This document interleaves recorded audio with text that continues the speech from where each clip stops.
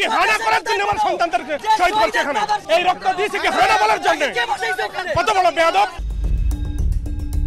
জাতীয় সংসদের দক্ষিণ প্লাজায় জুলাই সনদ স্বাক্ষর অনুষ্ঠানে পুলিশি বাধা অতিক্রম করে দেয়াল টপকে অনুষ্ঠানস্থলে শতাধিক জুলাই যোদ্ধা প্রবেশ করেছেন। অতিথিদের জন্য বরাদ্দ করা চেয়ারগুলোতে বসে পড়েন তারা। শুক্রবার সকাল 10টার দিকে এই ঘটনা ঘটে।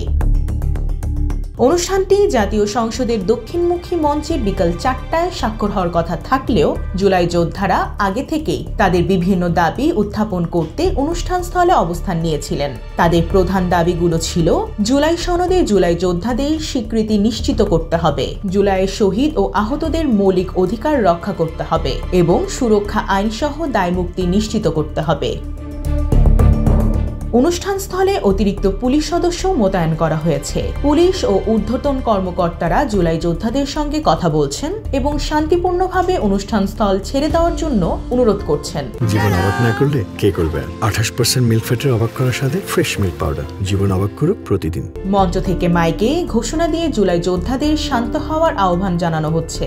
এছাড়াও জাতীয় ঐক্য কমিশনে 15 ফেব্রুয়ারি কার্যক্রম শুরু হয়। প্রথম পর্যায়ে 32টি দল ও জোটের সঙ্গে 44টি বৈঠকে 166টি সংস্কার প্রস্তাবের মধ্যে 62টি বিষয়ে ঐক্য হয়। বর্তমানে দ্বিতীয় দফায় সংবিধান সংশ্লিষ্ট 19টি মৌলিক সংস্কারের আলোচনা চলছে।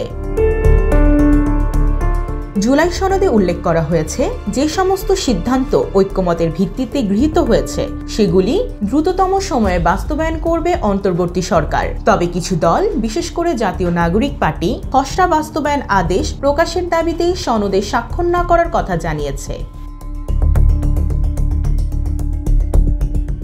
এই পরিস্থিতিতে জুলাই যোদ্ধাদের দাবি এবং সরকারের মধ্যে আলোচনা ভবিষ্যতে কী ধরনের রাজনৈতিক মোড় নিতে পারে তা এখন দেখার বিষয়। শ্রাবণী কবির, আমি জয় জয় দিন।